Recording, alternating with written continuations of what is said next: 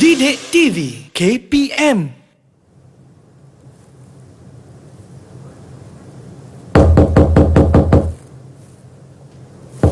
Masuk. Doktor. Okey, duduk. Terima kasih. Ya, saya. Okey, kenapa? Doktor, saya rasa saya demam lah. Lepas tu saya hacung. Saya selesema. Lepas tu saya Oh, package lah ni ya. Okey, kita cek suhu dulu. Boleh. Okey. Memang ada tinggi sikit, 37. Tapi doktor, saya dah buat ujian calitan tekak dan hidung. Tak ada apa-apa masalah. Saya negatif. Okey, bagus. Tapi mungkin ni adalah demam biasa kan? Okey. Yang kita cek dulu tekanan darah. Boleh. Okey. Nisa pakai dekat pergelangan tangan. Boleh. Okey, kemudian tekan start dia. Baik, doktor. Canggih klinik sekarang ni. Okey, sementara tunggu ni kita cek dulu paru-paru. Baik, pusing doktor. belakang sikit. Tarik nafas. Okey, hembus. Okey. Normal, tak ada masalah. Suhu tinggi sikit lah. Mungkin ni demam biasa. Sakit tekak pun ada kan? Sakit tekak. Macam mana tu nak cek? Nak cek. Okey, berapa bacaan? Boleh. Sikit lagi. Okey, sikit lagi. Baik. Dia nak berhenti dah ni, doktor. Alamak, kenapa dia makin ketat? Dia biasa, dia memang akan ketat sikit. Baik. Relax ya. Okey, baik. Macam dah sudah kata ni, doktor. Okey, saya tengok bacaan dia. Okey. So, normal. Okey, so tekanan darah pun okey, normal. Okey, untuk sakit tekak tu ada rasa sakit nak menelan tak? Tak ada. Tak ada. Cumanya batuk-batuk sikitlah, doktor. Batuk-batuk lah. So, mungkin sakit tekak tu disebabkan batuk lah tu. Ya. Okey, jadi tak apa. Untuk hari ni, saya akan bagi ubat demam. Okey, lepas tu semburan untuk tekak. Baik. Okey, ubat sesama dan juga ubat batuk. Baik. Okey, nanti Nisa ambil dekat dekat kaunter farmasi kat luar.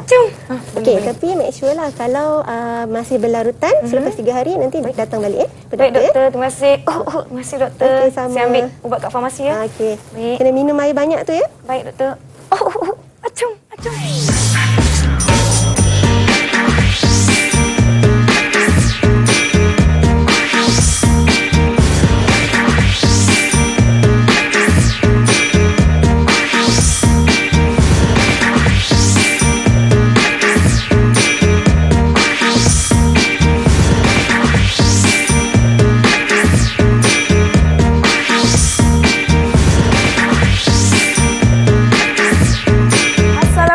Salam sejahtera penonton Didik TV KPM. Apa khabar murid-murid di rumah? Saya Nisake akan bersama-sama murid-murid sekalian untuk slot menengah atas kali ini. Kita akan membincangkan mata pelajaran sains topik tingkatan 4. Semestinya topik yang cukup menarik dan kita nak persilakan guru kita pada hari ini. Jom kita nak ucapkan selamat datang kepada Cikgu Tuan Johaida Tuan Muhammad Amin yang merupakan guru kanan sains dan matematik dari SMK Seri Titi Wangsa Kuala Lumpur. Apa khabar Cikgu Aida?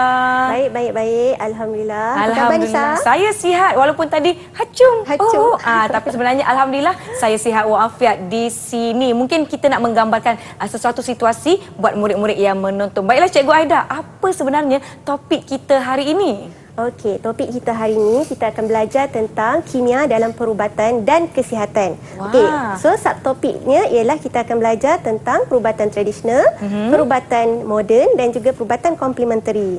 Okey, ni cikgu akan tunjukkan apa yang kita hasil pembelajaran yang murid-murid akan dapat untuk hari ini. Baik. Okey, kita ada 5 hasil pembelajaran. Yang pertama ialah menerangkan ciri perubatan tradisional, moden dan komplementari. Okey, yang kedua, murid dapat menerangkan ubat-ubatan yang digunakan dalam ketiga-tiga perubatan tersebut. Okey, yang ketiga, mewajarkan penggunaan perubatan tradisional, moden dan komplementari. Baik. Yang keempat, murid dapat menakul mengenai penggunaan ubatan dari sumber semula jadi dan juga sumber buatan manusia dalam perawatan dan penjagaan kesihatan. Dan yang kelima, merumuskan kesan penyalahgunaan ubat-ubatan. Baiklah, saya kira topik hari ini topik yang cukup menarik, bukan setakat untuk murid-murid yang mempelajari topik ini, tetapi untuk rakyat Malaysia secara amnya, dan saya teruja untuk mengetahui dengan lebih lanjut apa yang ada di hadapan kita. Sebelum itu, jom kita berhenti rehat seketika, jangan ke mana-mana, kembali selepas ini di Didik TV KPM.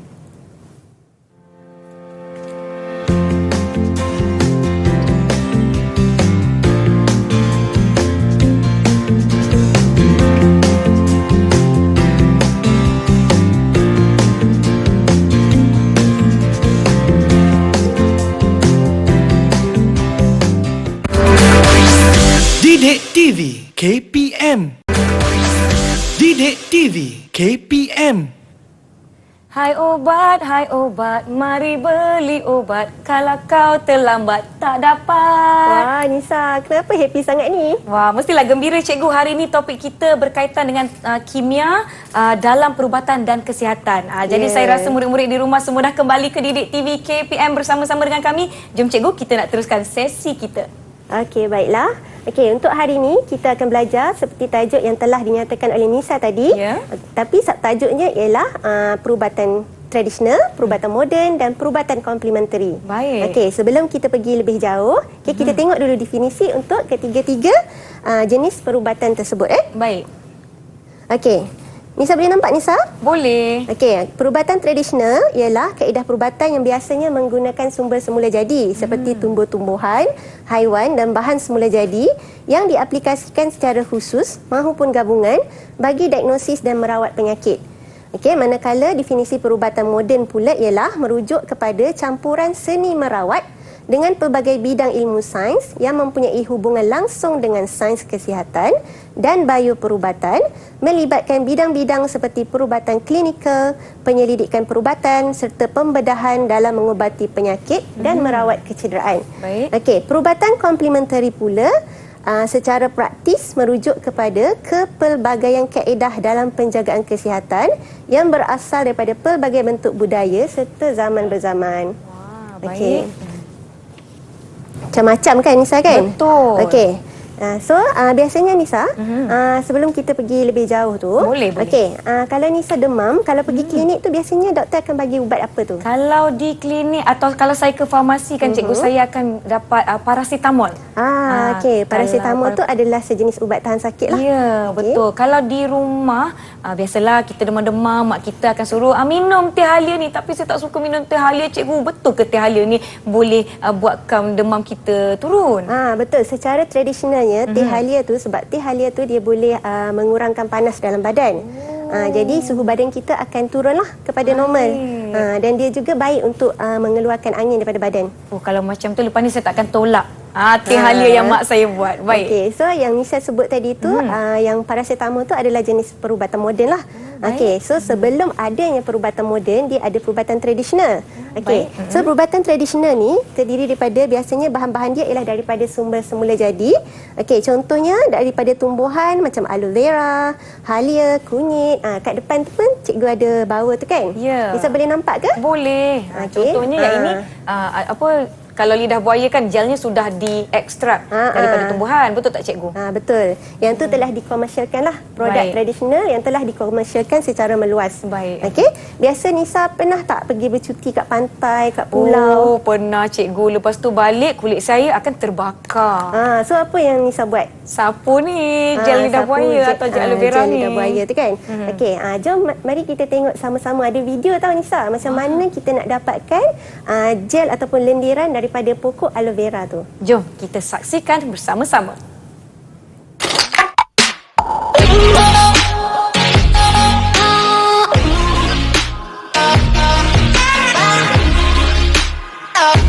Hai semua, Assalamualaikum dan salam sejahtera. Bersama Cikgu Tuan Johaida. Hari ini kita akan buat aktiviti bagaimana untuk dapatkan gel daripada aloe vera. Okey, pokok aloe vera seperti yang ada di hadapan cikgu ni, kita akan gunakan pokok aloe vera inilah. Okey, jom bersama-sama cikgu.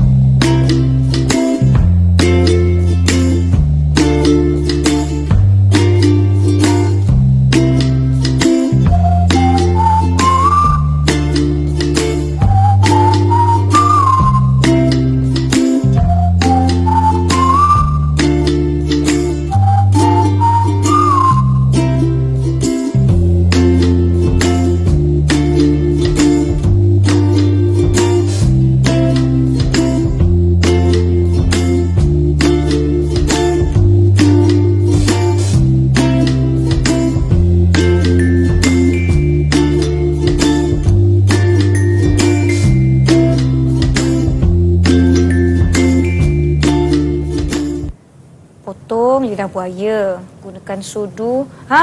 Murid-murid, itu dia cara untuk kita mendapatkan lendiran daripada tumbuhan lidah buaya sekiranya ada dekat depan rumah. Mulalah murid-murid kita, cikgu, cari belakang rumah, depan rumah. Betul tu. Okey. So itu kalau kita nak dapatkan secara semula jadi lah. betul. Kalau kita susah nak dapatkan secara semula jadi, produk tu pun sekarang telah dipasarkan secara meluas. Boleh Betul. dapatkan di pasaran. Okey, ni aloe vera tadi tu, lendiran dia daripada daun tu disapu pada kulit untuk mengurangkan kesakitan akibat selaran matahari ataupun merawat kesan lecur. Okey. Contohnya, ini adalah contoh-contoh khasiat sumber semula jadi dalam perubatan tradisional. Okey, kebanyakan bahan-bahan ni kita adalah di rumah kan. Contoh macam asam jawa, jus buahnya dapat melegakan batuk, kulit kayu manis digunakan untuk merawat penyakit malaria, ginseng untuk membina pertahanan badan terhadap jangkitan dan merendahkan tekanan darah serta paras kolesterol. Ada kat depan tu. Okey, cikgu ada bawa. Ni ginseng. Okey. Ni ginseng. Okey. Dan daun pokok bunga raya, daunnya melegakan sakit kepala dan merawat masalah keguguran rambut. Yang ini, cikgu? Ya.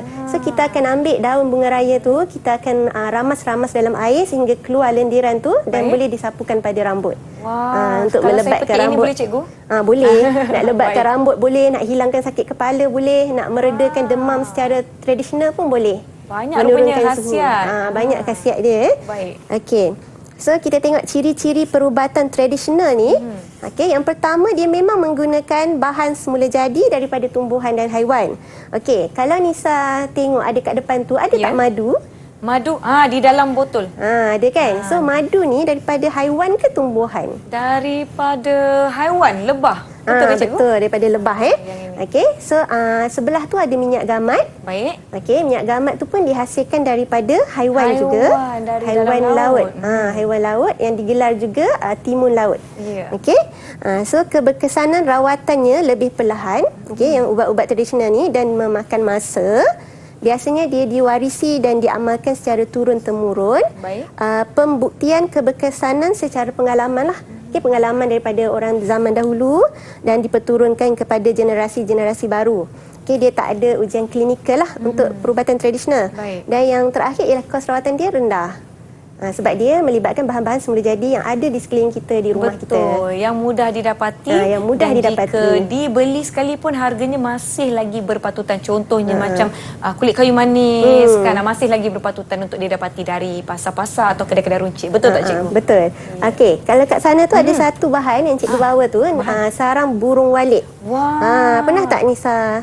Saya tahu sarang burung tapi saya tak pernah tengok di dalam bentuk yang kering sebegini. Biasa yang dah diproses di dalam botol siap diminum. Siap diminum. Okey, yang ni yang maksudnya yang mentah lah. Yang maksudnya kita kena okey, dia mengeras. Dia diperbuat daripada air liur burung walit. Okey, kemudian dia akan mengeras dan bila kita nak masak tu kita kena rendam dia dalam air lah. Okey, selama lebih kurang 4 jam okey, baru lama. Okey, dan biasanya dia dimakan bersama dengan gula batu. Okey. Okey, dan ada satu lagi ni serbuk Brahmi. Okey, serbuk Brahmi dikatakan berkhasiat untuk menguatkan daya ingatan. Baik. Mungkin saya akan pergi ke internet dan mencari informasi bagaimana nak menggunakan bahan-bahan ini di rumah. Betul tu. Baik. Okey, Nisa tahu tak? Kita orang dewasa pun perlu makan ubat cacing. Cikgu, bukan budak-budak je ke yang makan ubat cacing? Sebab saya ingat masa saya kecil-kecil dulu saya kena makan ubat cacing. Maklumlah suka main kotor dekat luar rumah. Betul tu kan, ramai yang salah anggap.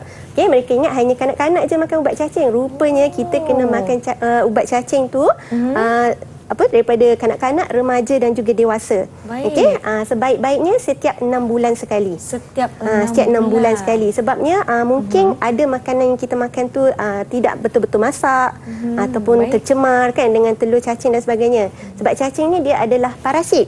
Dia berada di dalam badan kita. Dan dia hisap darah dan juga menyerap nutrien daripada badan kita. Jadi kita perlu makan ubat cacing untuk menyingkirkan parasit ini dari tubuh badan kita. Sekarang senanglah, ubat cacing memang ada dijual di farmasi. Kalau zaman dahulu, petua-petua orang tua zaman dahulu, mereka menggunakan biji betik. Biji betik. Biji betik tu akan ditumbuk hingga lumat menggunakan lesung, dicampur dengan air suam. Okey, dan diminum. Amalan tu akan diamalkan setiap hari selama seminggu. Tu untuk merawat masalah cacing dalam perut. Baiklah. Banyak kan petua-petua kan? Saya baru tahu rupanya orang dewasa kena makan ubat cacing, cikgu. Kena beli Okey, lah betul ni. tu. So kena belilah tu. Ubat cacing pun banyak jenis. Dia ada yang jenis pil, tablet, ataupun dia ada yang jenis minum lah. Kan? Jenis sirap kan? Okey, baik. Okey. So sekarang ni kan kat depan Nisa tu ada lemon. Oh ya, betul cikgu. Okey.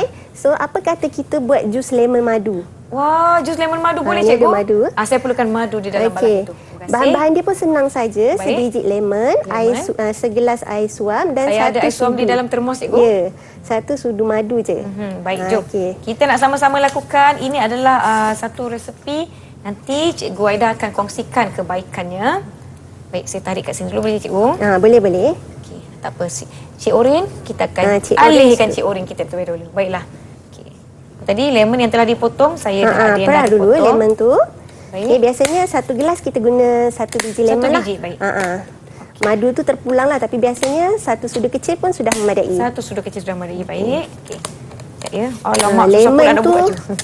lemon memang banyak khasiat dia. Memang baik untuk batuk dan juga selsema sebab dia Baik. tinggi kandungan vitamin C dan juga antioksidan. Okey, jom. Kita nak Madu buat pun memang sama-sama. bagus untuk batuk dan juga sakit tekak. Okey, saya akan perah di dalam cawan ini, cikgu. Okey. Ya. Boleh ni. Saya kuat, cikgu, jangan risau. Saya Boleh. perah Tisu ni. pun ada kat sini kalau Nisa perlukan tisu. Baik, cikgu, terima kasih. Perah lagi. Kalau di rumah mungkin di dapur ada alat perahan kan ada yang alat lebih kan. mudah dan Okey. kita boleh maksimumkan perahan buah lemon. Saya suka nak ambil isi lemon ni sikit. Okey. Okey. Okey, sebelah lagi. Sebelah lagi. Perah je cikgu semua. Perah je. Sebiji untuk satu cawan. gelas, Satu gelas. Baik. Nanti kita tambah je air suam tu. Kita tak boleh guna air yang tinggi sangat suhu dia. Baik. Okey, sebab kalau kita guna air panas yang suhu dia tinggi, kandungan vitamin C dalam lemon tu dia akan berkurang. Dia akan merosakkan kandungan vitamin C tu. Okey, saya rasa saya dah. So biasa kita guna Perah. air suam Okey, kita akan campurkan dengan air suam ya cikgu. Ya. Air suam yang saya dah sediakan di dalam termos. Patutlah cikgu suruh bawa bahan-bahan ni. Ingatkan kita nak kan? masuk kelas memasak. Rupanya nak belajar tentang perubatan tradisional. Okey. Ini bagus ni untuk batuk, sesama, sakit tekak kan. Okey, petua benda yang bahan-bahan yang sentiasa ada di rumah kita. Okey. Okey. Kalau di rumah nanti murid-murid boleh tapis biji-biji buah lemon. Okey, macam sikit. Kemudian madu ya cikgu? Madu satu sudu Satu sudu kecil saja, baik. Sudu Okey. Satu Okey. sudu. Ada satu sahaja. hirisan lemon tu nanti Nisa boleh masukkan juga dalam gelas. Okey, baik cikgu. Kita kacau. Macam sedap je ni cikgu. Okey, kalau kat rumah kulit lemon tu pun kita boleh masukkan sekali. Okey, kita boleh potongkan halus-halus, boleh masukkan dalam minuman dan juga makanan. Bahagian kulit tu yang paling banyak mengandungi antioksidan. Baik. Okey, kita ada hirisan lemon. Kita masukkan. Dah siap Dah kan? siap. Okey, minuman ni senang dan menyegarkan ya. Boleh juga kalau nak diminum sejuk kan, boleh tambah ais. Cuma dia tak sesuai dengan suhu yang tinggi sangatlah. Air panas dia tak sesuai. Kalau saya nak rasa boleh cikgu? Boleh. Saya rasa Silakan. Jom murid-murid. Bismillahirrahmanirrahim. Macam mana tu? Sedapnya. Nasib baik sedap kan? Pandai saya buat air. Pandai Nisa. Ya, betul lah cikgu, rasanya menyegarkan. Rasa Rasa dia lemon menyegarkan. dia masam-masam, tapi sebab kita dah tak madu, dia masam-masam manis. Madu tu Sedap. kita gantikan gula. Setengah tak suka baik. madu, kita boleh masukkan gula lah. Sedap. Sedap, Saya rasa lepas ni suara saya akan menjadi sedap. Dah Macam tu. boleh menyanyi lagi ya. Betul. Okey. So, tu adalah air jus lemon madu. Okey, Nisa pernah dengar bunga telang? Bunga telang. Bunga telang. Cikgu, kejap. Saya tahu. Bunga fikir-fikir. telang yang kita gunakan dalam masakan nasi kerabu. Betul Ya, tak cikgu? Betul. Okey, kalau kat negeri Kelantan, bunga telang tu memang dipanggil bunga nasi kerabu. Okey, sebab baik. bunga tu memang digunakan untuk dapatkan pewarna biru tu, untuk hasilkan nasi kerabu tu lah, warna biru tu. Okey, dan bunga telang ni juga boleh digunakan untuk buat minuman.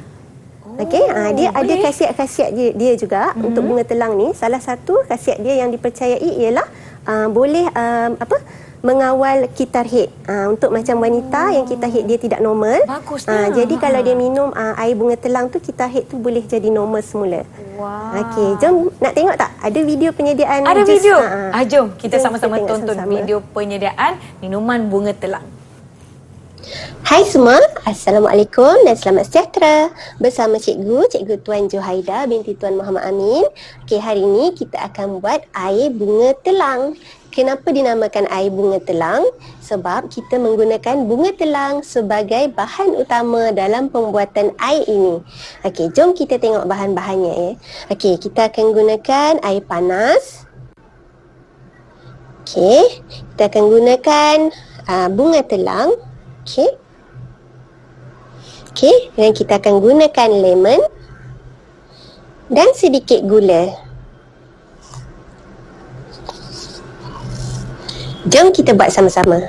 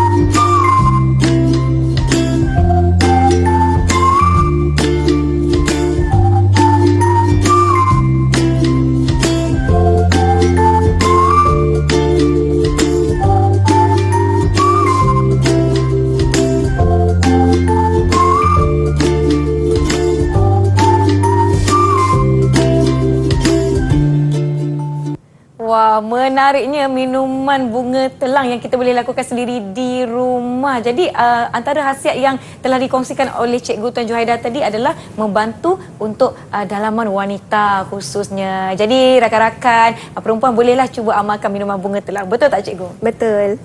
Okey, so satu lagi yang popular di negara kita ialah perubatan tradisional ialah gamat. Baik, contoh gamat betul. kan. Okey, biasa kat rumah kita ada gamat. Ada tak produk gamat? Mesti gamat ada. Kalau saya pergi Pulau Langkawi, saya rasa berpuluh-puluh botol mak saya beli. Betul. Pulau Langkawi memang pengeluar terbesarlah untuk produk-produk gamat. Baik. Okey, gamat ni bukan terhad kepada minyak sahaja. Okey, dia ada juga dalam bentuk gel dan juga minuman. Okey, gamat ni dipercayai baik untuk merawat luka. Jadi yang minuman tu biasanya popular di kalangan wanita yang selepas bersalin. Dalam pantang dia akan minumlah jus gamat tu untuk memulihkan luka dalaman.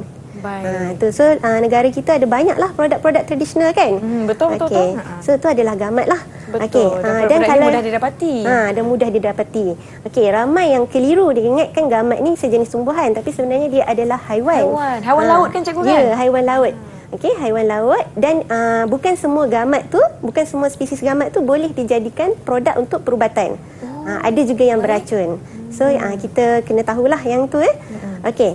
So sebenarnya bila kita bercakap tentang perubatan tradisional, kita bercakap tentang bahan-bahan semula jadi yang ada di rumah kita. Okey, sebenarnya rempah ratus yang ada di rumah tu semuanya mempunyai khasiat tersendiri. Kita akan tengok satu video. Okey, video ni adalah tugasan murid. Okey, tugasan murid cikgu bertajuk Science in the Kitchen. Science in the kitchen, sains di dalam dapur. Sains di dapur anda. Baik, jom sama-sama kita saksikan. Assalamualaikum. Menu masakan sains di kitchen kita pada hari ini ialah ayam masak merah, bab 10 kimia dalam perubatan dan kesihatan. Saya Nur Amira Elisa binti Ahmad Skri bersama rakan saya Nur Sedatul Irma binti Ahmad Nazrin. Guru bimbingan Puan Tuan Juhaida binti Tuan Muhammad Amin. Bahan-bahan untuk dikisar dan khasiatnya. Yang pertama, bawang merah. Ianya dikenali sebagai superfood, membantu sistem pahdaman dan anti penuaan. Bahan yang kedua iaitu bawang putih, juga dikenali sebagai superfood, mengurangkan kolesterol, mencegah risiko sakit jantung dan mencegah kanser. Bahan yang ketiga iaitu halia, membantu penghadaman. Seterusnya ialah kunyit hidup, dapat mengawal tekanan darah. Akhir sekali ialah serai. Serai menambahkan aroma pada masakan, bertindak sebagai pengimbang kolesterol dalam badan. Kemudian, kisarkan bahan-bahan tadi sehingga halus.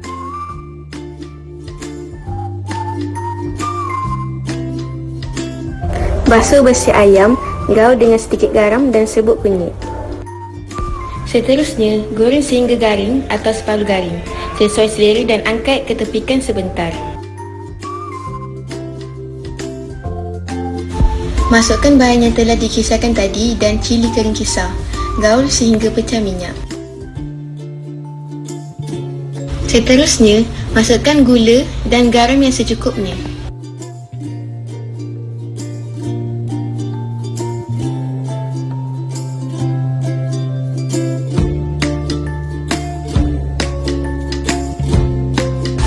Dan tambahkan sedikit sos cili ke dalam sambal itu. Masukkan ayam yang dah siap digoreng tadi.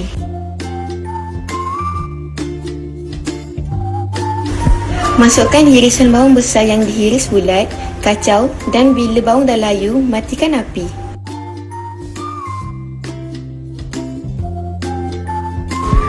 Okey, ayam masak merah kita is done. Sedia untuk dihidang. Thank you for watching. Bye. Terima kasih di atas resepinya dan juga perkongsian tentang bahan-bahan yang ada di dapur kita serta khasiat-khasiatnya. Bertepatan dengan topik kita hari ini, kimia dalam perubatan dan kesihatan. Tadi kita membincangkan tentang perubatan tradisional. Betul cikgu? Betul. Okey, sekarang ni kita akan tengok pula perubatan moden. Okey, so Nisa boleh nampak dekat skrin Baik. Okey, ada jenis-jenis ubat moden. Okey, terdapat 3 jenis ubat moden yang biasa digunakan iaitu analgesik, antibiotik dan juga psikoterapeutik. Okey, analgesik ni adalah ubat tahan sakit. Okey, contoh-contoh analgesik yang biasa kita guna ialah paracetamol, aspirin dan kodein. Kodena ni biasanya digunakan dalam ubat batuk. Okey, aspirin tu pula dia tidak sesuai untuk pesakit gastrik. So biasanya pilihan yang biasa adalah paracetamol lah.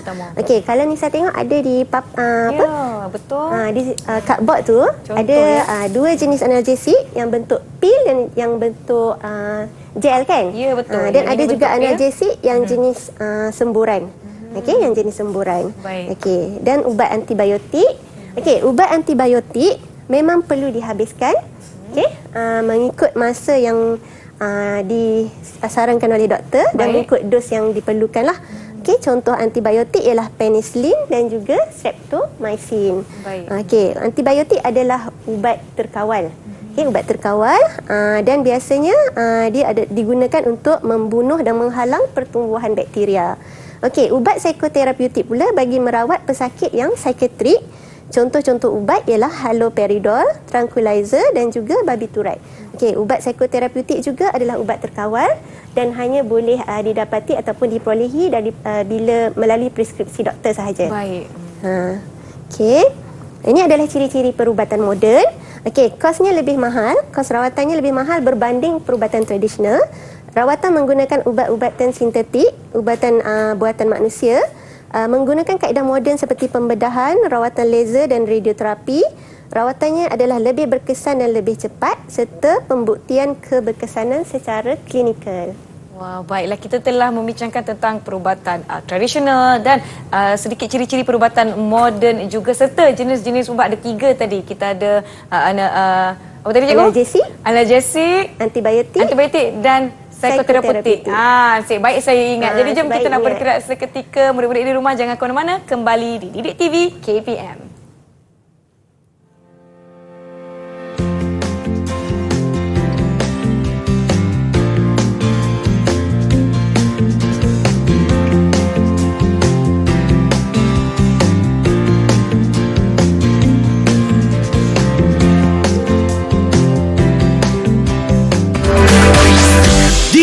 TV KPM. Didik TV KPM. Kembali menonton slot menengah atas di Didik TV KPM. Mata pelajaran sains topik kita hari ini, kimia dalam perubatan dan kesihatan. Cikgu, khusyuknya cikgu kita. Cikgu baca apa tu? Ni Nisa, tengok ni jumlah pesakit baharu kanser di negara ini dijangka meningkat kepada 66,000 orang setiap tahun menjelang 2030. Alamak. Ramai kan? Ramainya. Kanser bukan tak ada ubat lagi ke cikgu? Kanser setakat ni perubatan moden tu untuk mencegah daripada melarat lah. Baik. Okay. Jadi ada juga contoh-contohnya pesakit kanser ni dia cuba dapatkan perubatan selain daripada perubatan moden lah. Contohnya macam perubatan komplementari. Kalau perubatan moden, Nisa tahu tak apa contoh perubatan moden untuk kanser? Saya tahu mereka akan pergi ke hospital untuk sesi. Kejap, saya tengah ingat nama sesi tu cikgu. Cuba ingat ya. Alamak, bukan terapi. Kemoterapi ya cikgu? Ya betul, kemoterapi. Betul. Dia biasanya kalau perubatan moden untuk kanser dia ada kemoterapi, radioterapi, pemindahan sum-sum tulang. Itu adalah contoh-contoh lah untuk perubatan moden. Okey, dan ada juga penghidap kanser ni dia mengambil juga alternatif lain selain daripada mendapatkan rawatan perubatan moden, dia mengambil perubatan komplementari. Jadi kita nak tengok jenis-jenis perubatan komplementari ni ada 5 yang biasa kita dengar, iaitu acupuncture, urutan tradisional, terapi herba, kiropraktik dan juga homeopati. Nisa pernah berurut tak? Pernah pergi spa tak? Berurut pernah. Sedap je, badan saya rasa ringan je lepas berurut tu. Kan biasanya kalau kita pergi spa ke, kita boleh dapatkan sama ada urutan tradisional ataupun urutan aromaterapi. Kalau urutan aromaterapi, apa beza dua-dua tu Nisa rasa? Urutan aromaterapi ni saya rasa mereka menggunakan minyak-minyak aromaterapi betul, untuk membantu. ada di depan Nisa tu. Oh ya, yang botol kecil-kecil ni. Biasanya minyak pati ni dia masih lagi belum ada pembuktian yang sah boleh merawat penyakit, tapi dia menenangkan. Maksudnya sambil berurut tu kita rasa tenang, kita rasa relax kan? Betul. Kita rasa berehat lah. Kalau acupuncture pula menggunakan jarum-jarum steril, akan di cucuk ke titik-titik acupuncture pada badan kita lah. Baik. Terapi herba. Terapi herba ada satu contoh dalam bekas 4 segi tu. Yang ni penutup coklat. Yang ini? Ni adalah bahan-bahan yang dibuat daripada rempah ratus untuk terapi penyakit resdo. Biasanya hidu dia menggunakan rempah ratus lah. Tidak menggunakan bahan kimia yang berbahaya. Kiropraktik pula ialah diamalkan oleh ahli kiropraktor yang bertauliah. Dia akan menggunakan tangan. Baik, cikgu, saya selalu mendengarkan kaedah kiropraktik kerananya ia menjadi tular di sosial media. Tekan belakang kita krak. Macam tu, risau pula saya. Tapi bagaimana sebenarnya kaedah rawatan kiropraktik ni cikgu? Kiropraktik ni dia memang perlu boleh diamalkan hanya oleh kiropraktor yang bertauliah sahaja, yang mempunyai lesen dan ada pendidikan dalam bidang tersebutlah. Dia akan menggunakan tangannya untuk membetulkan kedudukan tulang. Dan juga merawat penyakit-penyakit berkaitan dengan otot dan juga kecederaan sukan. Dekat rumah cikgu pun ada juga pusat kiropraktik ni. Sekarang ni macam semakin banyaklah pembukaan pusat-pusat kiropraktik ni. Kalau dahulu kita jarang-jarang dengar kan? Betul, cikgu. Homeopati pula melibatkan penggunaan bahan-bahan biasa juga, bahan-bahan daripada sumber semula jadi yang kurang ataupun rendah bahan kimia. Ini adalah contoh-contoh jenis perubatan komplementari. Ciri-ciri perubatan komplementari tidak melibatkan pembedahan dan jahitan terhadap tubuh badan. Macam kita tahu perubatan moden dia memang melibatkan pembedahan dan melibatkan jahitan. Tidak menggunakan ubat-ubat terapeutik, ubat dadah dan juga bahan sintetik kimia. Ubat-ubat moden adalah bahan sintetik kimia. Mengambil kira pandangan pengamal perubatan moden dan tradisional. Maksudnya perubatan komplementari ni dia berada di antara lah perubatan tradisional dan perubatan moden. Baik.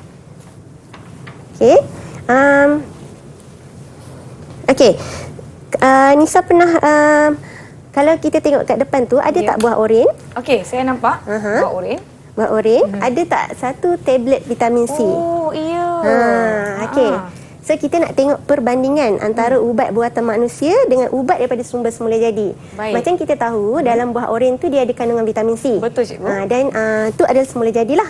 Dan suplemen tu pula adalah buatan manusia, sintetik. Ini biasa dijual kan, cikgu, kan di biasa farmasi. dijual. Okey, so kita boleh tengok perbandingan antara ubat-ubat buatan manusia. Okey, kalau tablet tu vitamin C tu dia mengandungi 500 mg miligram vitamin C. Okey, dalam sebiji oren tu mengandungi antara 50 hingga 70 kandungan vitamin C. Sesuailah untuk keperluan badan kita harian. Baik. Okey, maksudnya sebenarnya untuk orang yang sihat, yang normal, yang mengamalkan pemakanan yang seimbang, dia tidak perlu pun mengambil suplemen, sebarang suplemen. Tidak perlu makanan tambahan, cikgu? Ya, tak perlu. Contohnya dia memang makan buah setiap hari. Setiap kali hidangan makan pun dia memang ada hidangan buah. Jadi suplemen vitamin C tu perlu apabila seseorang tu memang tidak suka makan buah. Baik. Sebabnya kalau kita ambil vitamin C tu berlebihan pun, vitamin C tu akan diserap setakat yang diperlukan oleh badan kita sahaja. Baik. Yang selebihnya akan dikeluarkan semula melalui urin. Baik. Okey, so ubat buatan manusia perlu diambil secara berterusan, biasanya untuk penyakit kronik atau berhenti apabila telah sembuh. Okey. Bukti penyembuhan berdasarkan ujian klinikal, dan ubat buatan manusia berisiko mendapat kesan sampingan jika digunakan tanpa nasihat daripada doktor. Baik. Dan pesakit tidak mengikut dos yang betul. Okey, ubat daripada sumber semula jadi pula diperolehi daripada tumbuhan dan haiwan. Contohnya vitamin C daripada buah.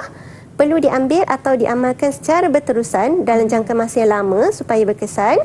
Bukti penyembuhan melalui kepercayaan dan pengalaman orang terdahulu.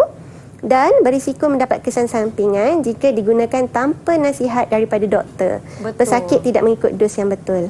Betul tu, cikgu.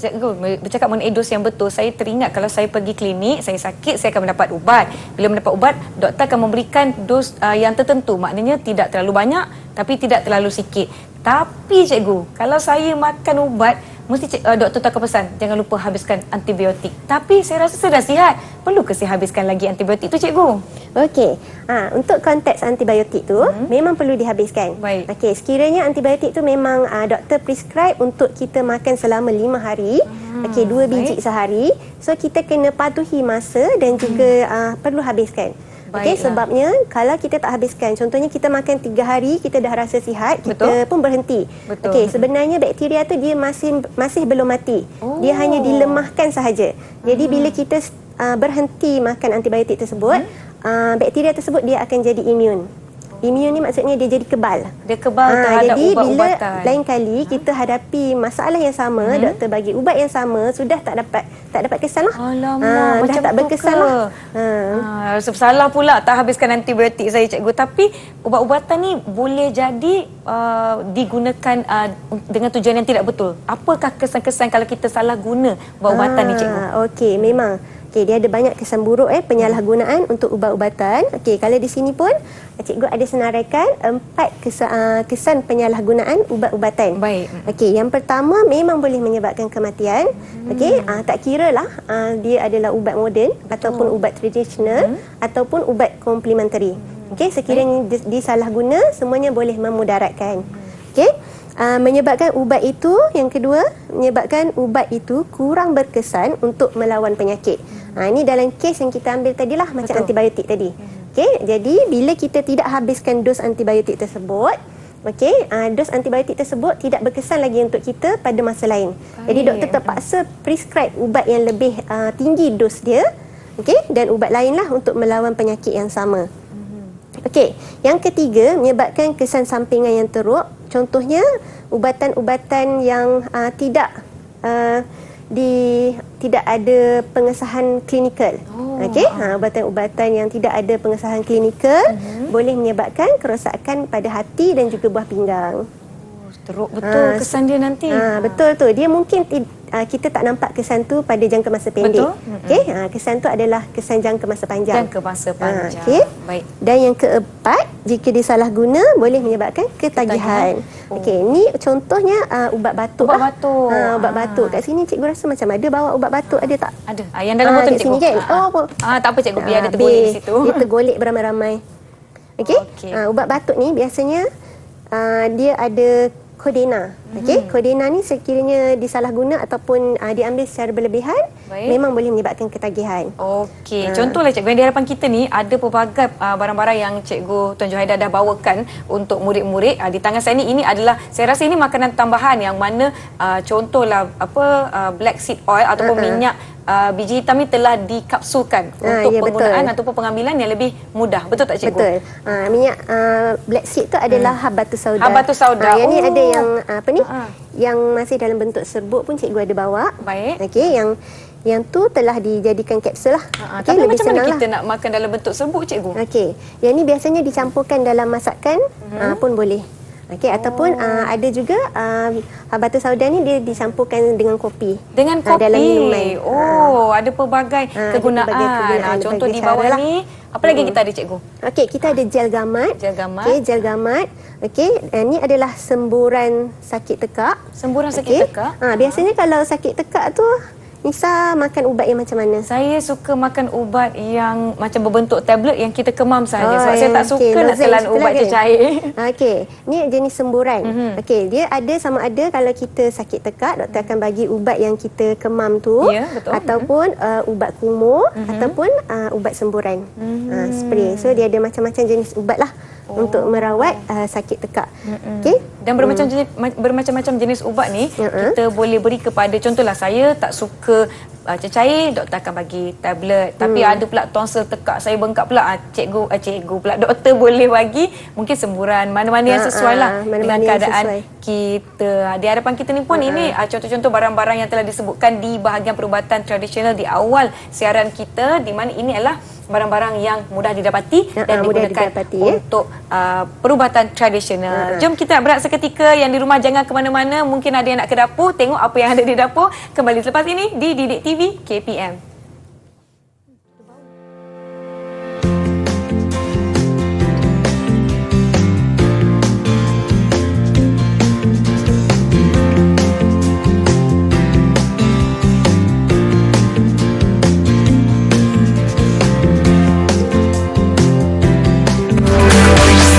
Didik TV KPM. Didik TV KPM.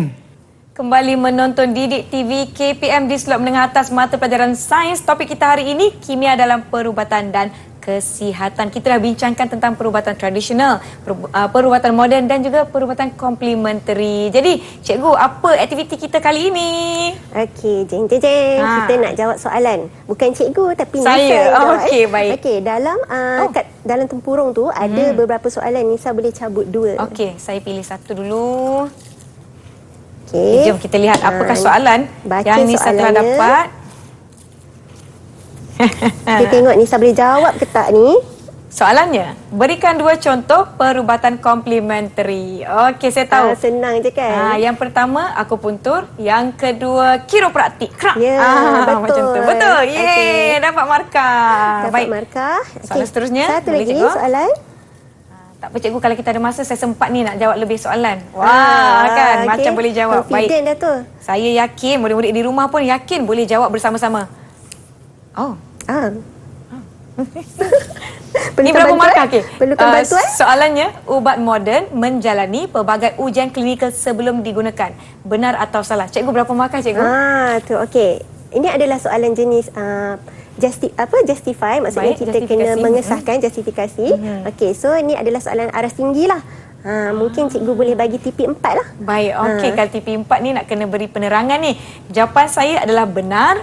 Kenapa? Kerana ia perlu, kejap, mengikut pemahaman saya, perubatan moden perlu menjalani ujian klinikal sebab kita nak lihat sekiranya ia akan mendatangkan kesan jangka masa pendek atau jangka masa panjang sekiranya diambil, dan kena lihat juga kesan ubat tu kepada pelbagai jenis umur, lapisan umur dan sebagainya. Ya, betul. Betul. Tepat sekali.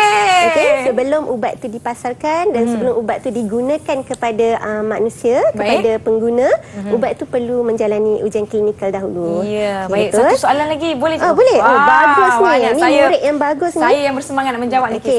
Satu lagi. Terakhir sekali. Saya yakin murid-murid di rumah pun sama-sama menjawab dengan saya. berikan satu contoh analgesik. Terima kasih cikgu, soalannya senang-senang sekali. Murid-murid, tengok apa dia? Mereka dah mula menjawab. Saya tahu, paracetamol. Betul? Ya, betul. Yeay. Baiklah, Okey. kita sebenarnya sudah tiba di penghujung kelas kita hari ini, cikgu. Kita membincangkan tentang kimia dalam perubatan dan kesihatan. Jadi saya nak minta cikgu Tuan Johaida untuk kongsikan rumusan terhadap topik kita hari ini. Okey, baiklah. Okey, jadi hari ini kita dah belajar 3 jenis perubatan. Perubatan moden, perubatan tradisional dan perubatan komplementari. Baik. Okey, setiap satu perubatan tersebut ada kelebihan dan kelemahan masing-masing. Baik. Dan ubat-ubat ni memang ada manfaatnya dan cuma buruk apabila disalahgunakan sahaja. Okey, setiap ubat-ubat yang contohnya perubatan moden, ubat-ubat yang telah kita gunakan sekarang dia telah menjalani ujian klinikal. Dan telah disahkanlah oleh Kementerian Kesihatan Malaysia. Baiklah, sebelum dipasarkan. sedikit perkongsian ni cikgu, saya minta untuk cikgu kongsikan kepada murid-murid apakah langkah-langkah yang perlu mereka ambil sekiranya mereka ingin membeli atau mendapatkan ubat-ubatan. Okey, untuk mendapatkan ubat-ubatan sebaik-baiknya memang mengikut nasihat doktor lah. Okey, berjumpa doktor di klinik atau di hospital dan mendapatkan preskripsi daripada doktor. Sekiranya anda membeli ubat-ubat di farmasi, perlu dapatkan khidmat nasihat daripada ahli farmasi. Baiklah, terima kasih Cikgu Tuan Johaida kerana bersama-sama dengan kami hari Ada ini. pantun lah, Ada sempat tak? pantun. Boleh cikgu nak bagi saya pantun, silakan cikgu. Okey, pantun penutup ya. Okey, menjaga kesihatan diri perlu dipraktik. Nikmat besar yang wajar disyukuri. Ubat semula jadi dan ubat sintetik ada pengajaran yang harus dipelajari. Baiklah, saya beli pantun boleh? Oh, boleh. Okey. Mendaki bukit basikal dituntun. Terlihat pula berterbangan kenari.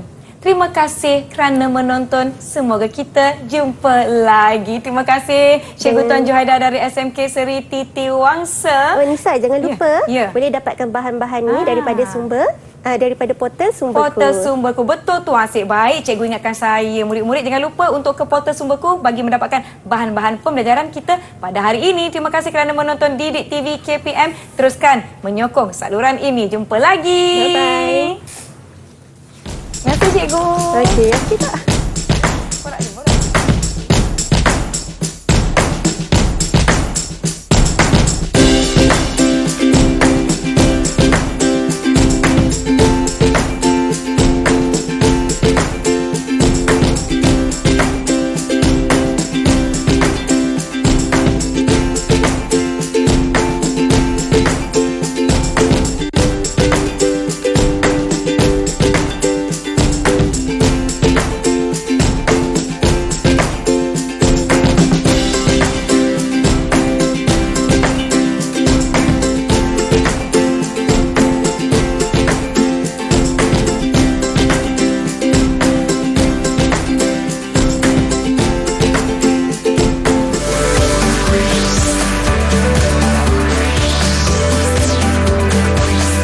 Didik TV KPM